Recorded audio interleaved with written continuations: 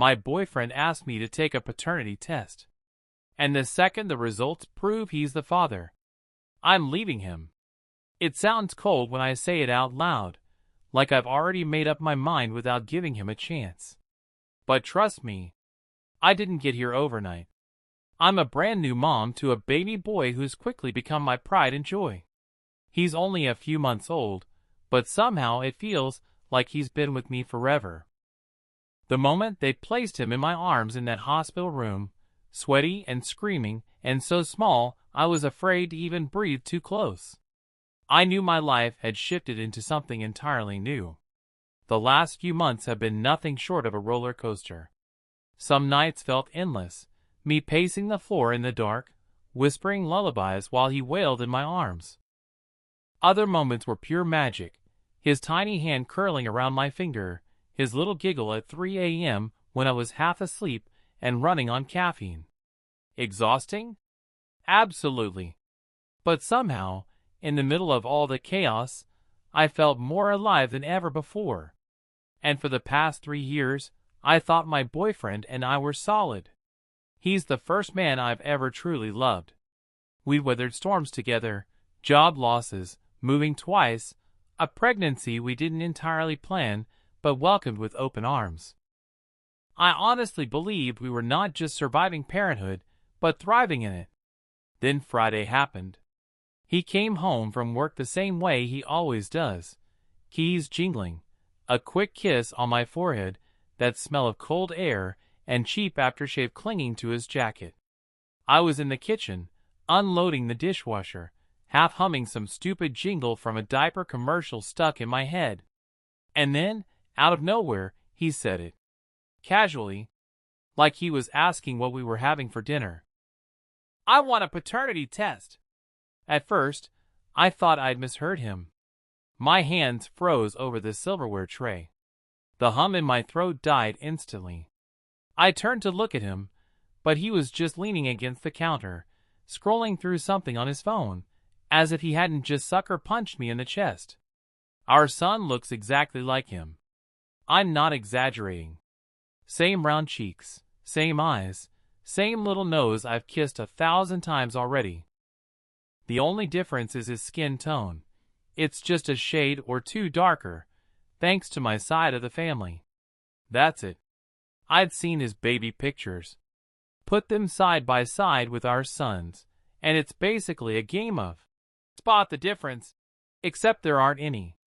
But apparently, that wasn't enough for him. I just stared at him, my mind scrambling to catch up with what I'd just heard.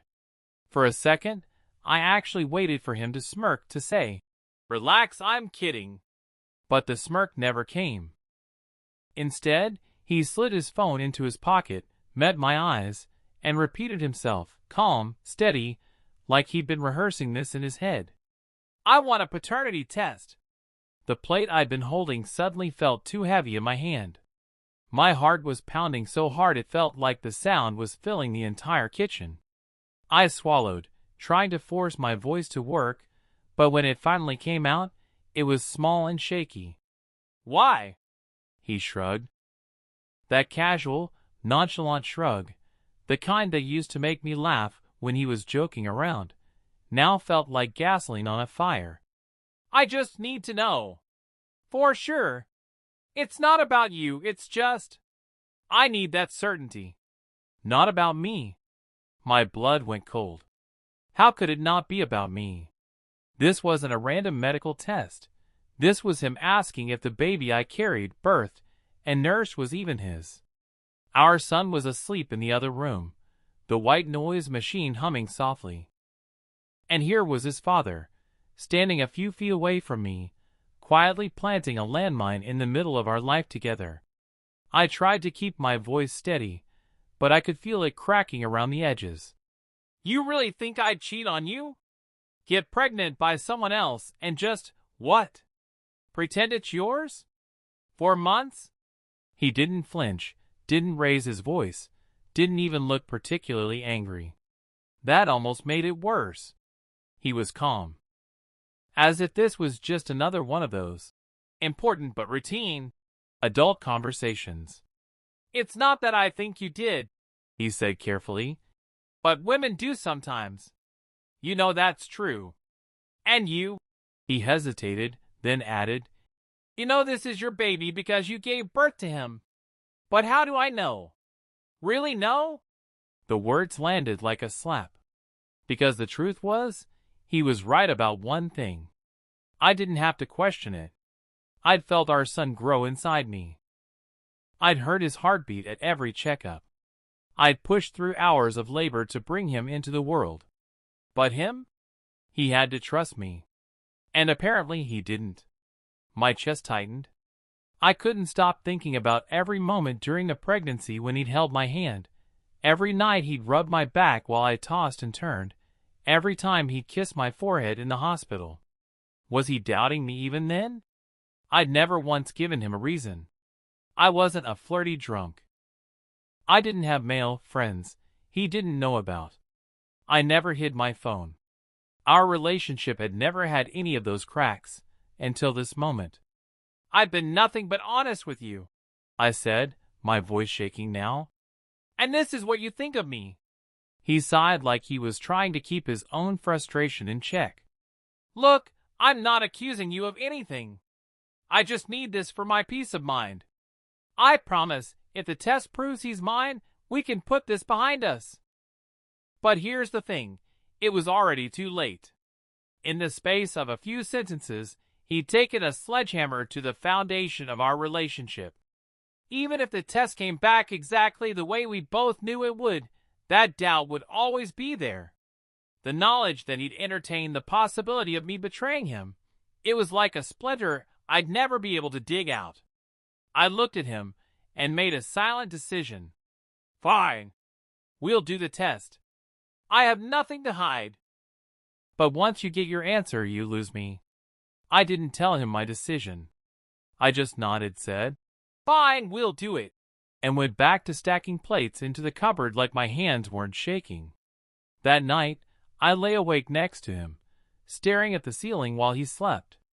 The shadows from the blinds striped across his face, and I caught myself wondering how many other nights he'd looked over at me, wondering if the baby I was carrying was his.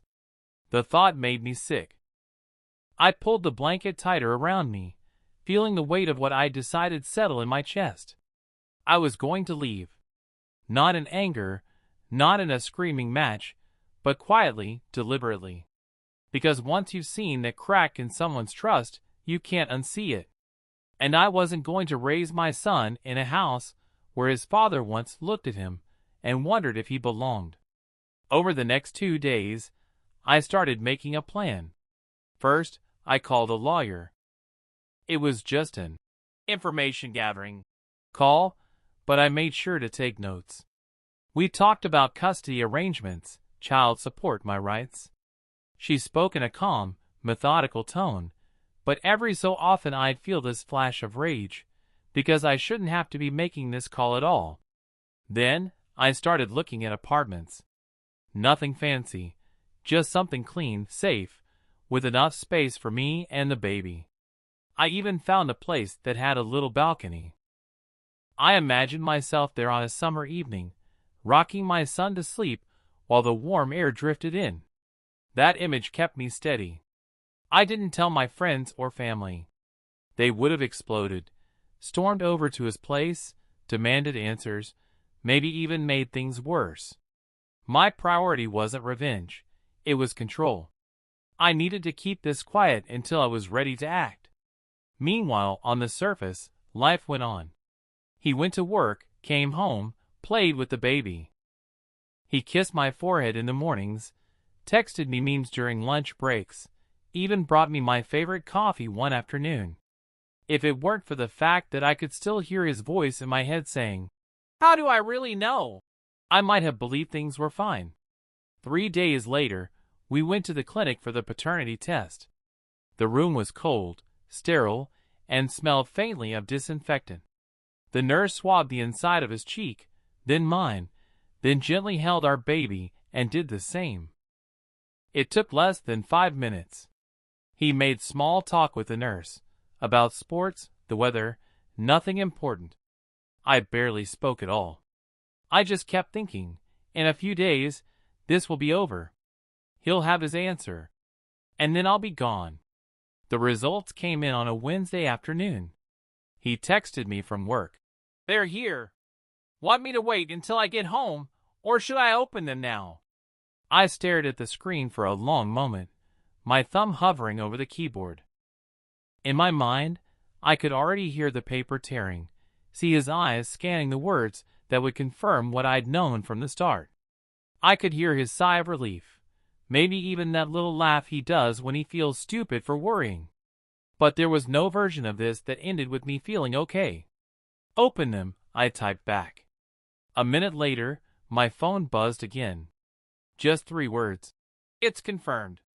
I'm the father. I sat there, holding the phone, waiting for something. A rush of relief. A flicker of joy. The sense that maybe now, finally, we could start to heal. But all I felt was this dull, sinking weight. When he got home, he looked lighter. Not in an over-the-top way, but like some invisible load had been taken off his shoulders.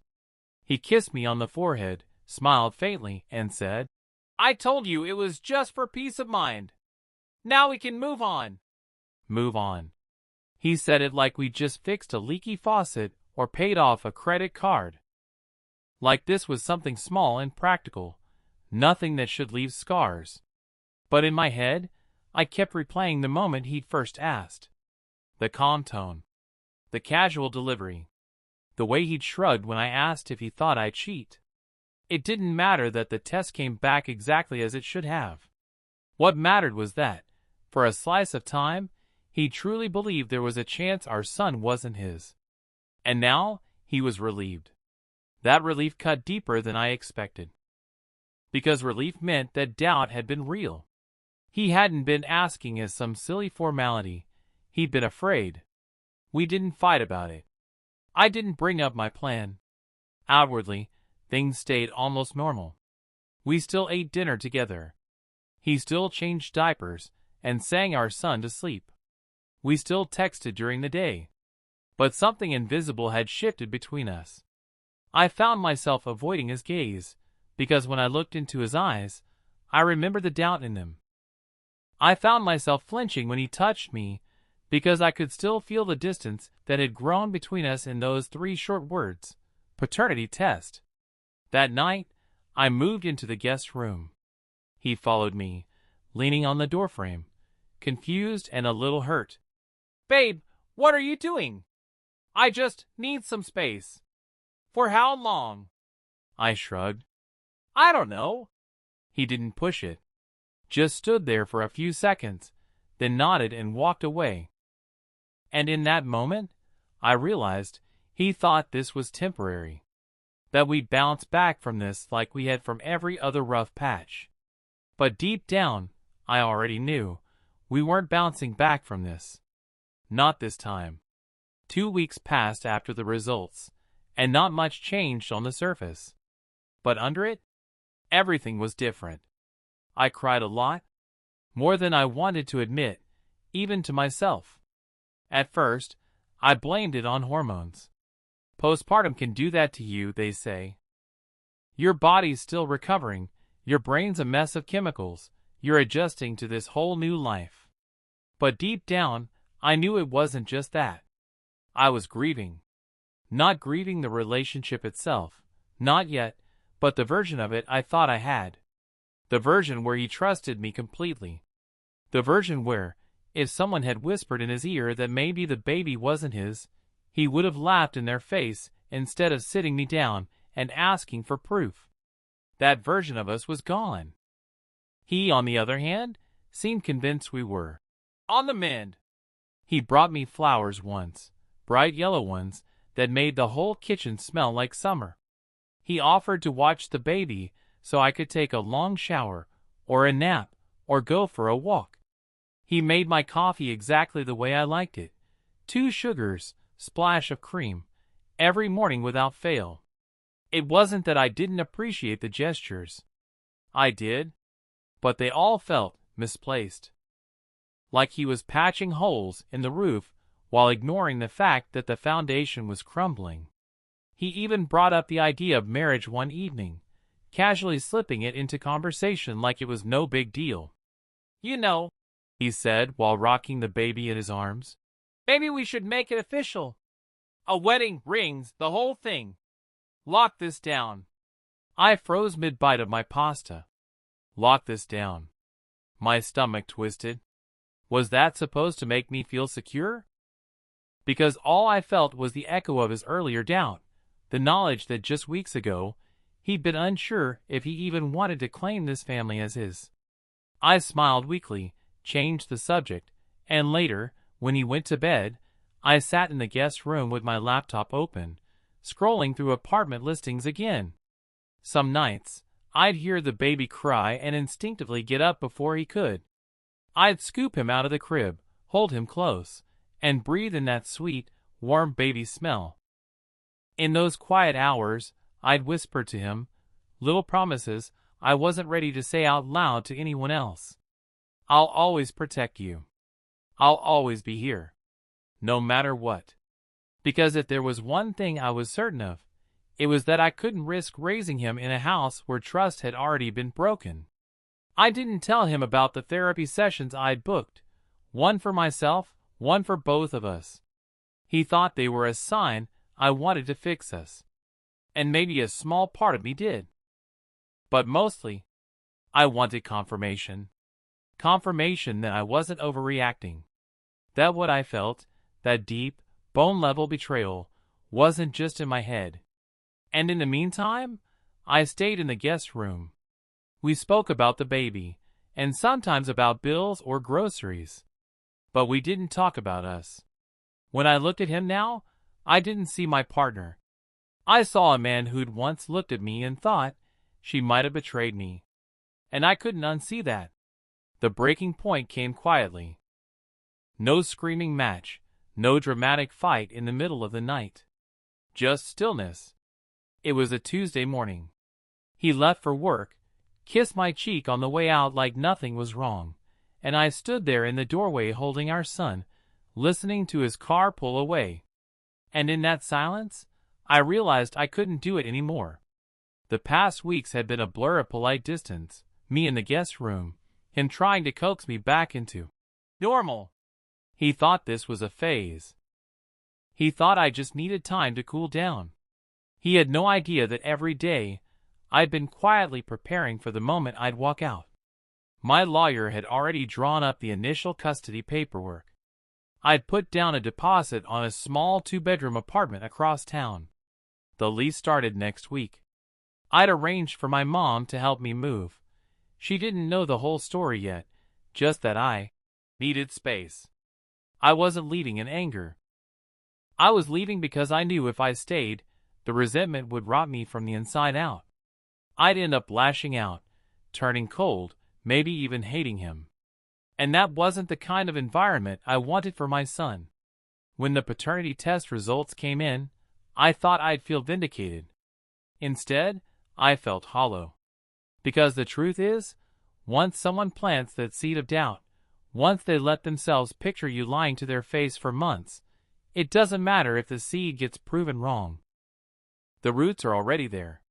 That night, I told him. We sat at the kitchen table, the baby monitor between us, the hum of the fridge filling the silence. "I'm leaving," I said.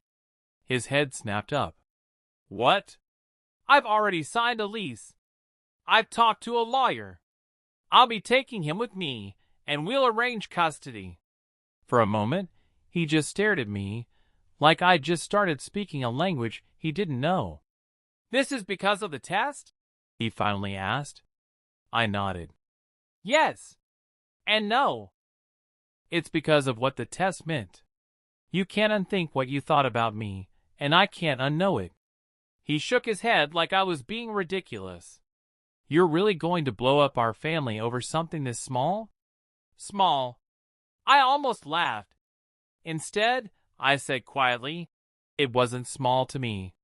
He tried to argue, said we could do therapy, that he'd already moved past it. But I hadn't. And I knew I never would. When he realized I wasn't changing my mind, he stopped talking. Just sat there, staring at the table. And in that heavy silence, I knew it was over. I didn't cry. Not that night, anyway. The tears came later, after I'd packed the first box of baby clothes, after I'd folded his tiny onesies into neat stacks, after I'd held one up to my face and breathed in the faint scent of detergent and milk. I wasn't just leaving my boyfriend. I was leaving the life I thought we were building together. But I also knew, sometimes you have to burn the bridge behind you to keep from going back. Leaving him was supposed to be the hard part. And in some ways, it was. Those first weeks in the new apartment were rough. New routines, no second set of hands for late-night feedings, the quiet hitting me in waves when the baby finally slept. But there was also this strange, fragile peace. No more sidelong glances over the dinner table. No more pretending I didn't hear the echo of his doubts in my head. I thought that was the last time I'd have to fight for my son's place in his own family. I was wrong. Fast forward a few years. My son, let's call him Owen, was 8 by then. Bright, curious, with that same mischievous glint in his eyes he'd had since he was a toddler. It had just been the two of us since the day I left his father. We weren't rich, not even close, but we had a rhythm. We had us. Owen's school situation was a little complicated. We lived in a district where the local elementary wasn't great, so I'd entered him into a lottery for a better one across town. He got in, which was a blessing, but it meant a longer commute. The upside was that it was close to my work, so drop-offs and pickups made sense. It was there, in 2nd grade, that he met Charlie. Charlie was one of those kids who just had everything. 2 parents at home, a big house with a yard, the newest gadgets, a golden retriever that looked like it belonged in a commercial. The boys hit it off instantly. Soon, Owen was spending afternoons at Charlie's house, sometimes even whole weekends. I'd met Charlie's parents, Paige and Nate, a couple of times at school events before the boys became inseparable. They seemed nice. Paige was a stay-at-home mom. Nate worked in finance. The first few visits felt harmless, even good for Owen. He came home grinning, talking about all the games they'd played, the snacks Paige made, the epic treehouse in their backyard. Our home wasn't like that. We lived in a small 1-bedroom apartment. No yard, no treehouse. I didn't have the money for big toys or elaborate after-school activities. So part of me was grateful he had a friend whose home felt like an adventure. Then summer came, and the dynamic shifted. When I couldn't get Owen into a summer camp one year, spaces filled up too fast, Paige offered to take him for the week while I worked. I hesitated, but she brushed it off like it was no big deal. "We love having him here," she said with a warm smile. "It's like having 2 sons." And at first, it was fine. He came home happy, full of stories. She refused to take any money for the food or outings. I felt guilty, but she insisted. Then came the vacations. At first, it was just a short trip to the lake. Paige invited Owen along with Charlie's cousins. He had the time of his life. Then there were theme park weekends, beach trips, even expensive outings I knew I could never give him. I told myself it was just generosity, that it was a blessing for Owen to have these experiences. But somewhere in my gut, a tiny warning bell started to ring. I ignored it. At least, I did until the night they sat me down and made their offer. It was the Saturday after spring break. I just pulled into their driveway to pick up Owen. The boys were in the backyard, their laughter floating through the open window, mixed with the squeak of the trampoline springs. Paige and Nate greeted me at the door, smiles a little too polished, like they'd been practicing. "Hey, come in for a minute," Paige said. "We want to talk to you about something." I stepped inside, kicking off my shoes automatically, though my gut told me to stay standing. The air in their living room smelled faintly of lemon cleaner and the cinnamon candle burning on the coffee table. Is everything okay? I asked, scanning their faces for clues. Nate gestured toward the couch. Yeah, everything's fine. Just sit. I sat. My palms rested on my knees, every nerve on alert. Paige leaned forward, hands clasped. We just want you to know how much we love having Owen here. He's such a sweet, respectful boy. Honestly, it's like he's part of the family already. I smiled politely, though the compliment made me uneasy. That's nice to hear. Nate exchanged a glance with Paige before speaking. We've been thinking. Owen spends so much time here, and he's obviously happy. We can give him things you can't. A bigger home, more opportunities, financial stability. I froze. My brain tried to connect the dots, but my heart already knew where this was going. Paige's voice softened, almost like she was breaking bad news. We were wondering if you'd consider letting him stay here. Permanently. My mouth went dry. You mean, you want custody? Not exactly custody, Nate said quickly. We were thinking more like guardianship. You'd still be in his life, of course. You could visit any time. But we'd handle the day-to-day. It would be better for him. Better for him. Those words hit me like ice water. I blinked at them, my mind suddenly flooded with every moment I'd worked double shifts to pay rent, every late night I'd sat by Owen's bed when he was sick, every sacrifice I'd made so he'd never feel the lack of a father. I laughed once, sharp, humorless. This isn't a movie. You can't just decide to take someone else's kid because you think you can do better. Paige's smile faltered, but Nate leaned in, his voice low and reasonable, like he was negotiating a business deal. We're not trying to take him from you. We just think it would be good for him to grow up with more. More space, more resources, more stability. I stood up so fast the couch cushions hissed with released air. No. Absolutely not. Owen is my son. You've been kind, and I appreciate it, but this conversation is over. Paige's eyes flickered with something, disappointment, annoyance. She opened her mouth, but I cut her off. I'm taking him home now. I walked out to the backyard, my voice steady but loud enough for Owen to hear. Time to go, buddy. He trotted over, oblivious to what had just happened inside, chattering about some game they'd been playing. I took his hand, led him to the car, and buckled him in. As I backed out of the driveway, Paige stood on the porch, her smile gone. That was the last time I saw her look at me like a friend. By the time I got home, I'd blocked both their numbers. I didn't tell Owen the details, just that there wouldn't be any more overnights at Charlie's. But deep down, I knew this wasn't the end. People who cross boundaries like that don't just walk away. And I was right. For a few weeks, it was quiet. Too quiet. Owen still saw Charlie at school, but only during class or recess. No playdates, no after-school hangouts. If Paige or Nate were at pickup, I kept my distance. I told myself maybe they'd gotten the message. But a gut feeling kept whispering, they're not done. I updated the school administration immediately. Paige and Nate were no longer allowed to pick Owen up under any circumstances. I gave the same instructions to his after-school program at the local rec center. The staff nodded, took notes, assured me they understood. It was a Tuesday when it happened. That afternoon, I got the usual text from the rec center confirming Owen had arrived after school. Relief settled in. He was safe, accounted for. Then, 30 minutes later, my phone rang. The name of the rec center flashed on the screen. Hi, is this Owen's mom?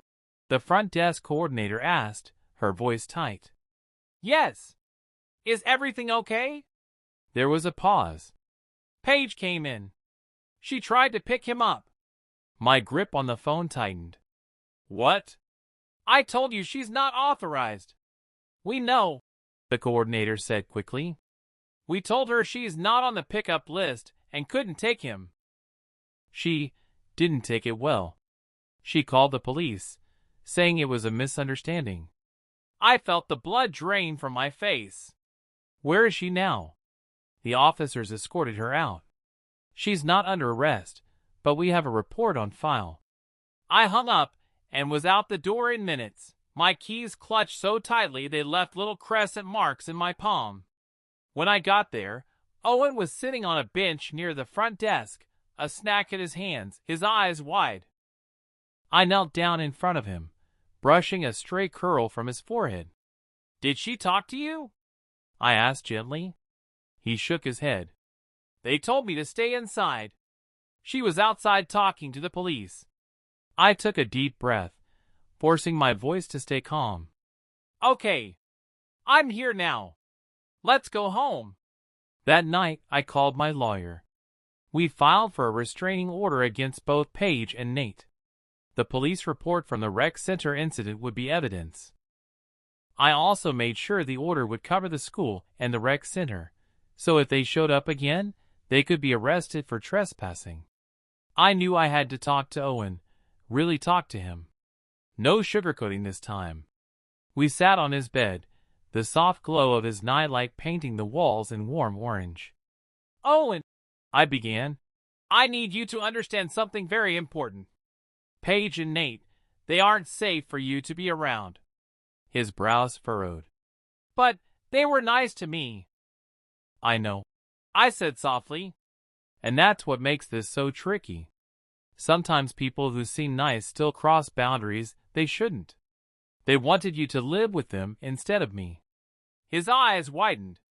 "But I don't want to live with them." "I know, sweetheart. And you won't. Ever. I promise." I wrapped my arms around him, feeling his small frame tremble. "But you have to promise me, if they ever try to talk to you or take you somewhere, you say no and find an adult you trust right away." He nodded quickly, clinging to me. "I don't want to see them again." "You don't have to," I assured him. "I'll make sure of it." When he finally fell asleep, I sat in the dark for a long time, listening to his slow, steady breathing. My mind kept replaying the moment at the rec center, how close they'd come to getting their hands on him. I realized something that night. Trust isn't just about relationships. It's about safety. And once someone shows you they're willing to cross the line to get what they want, you have to believe them. They tried to take my son. And now, they'd never get the chance again.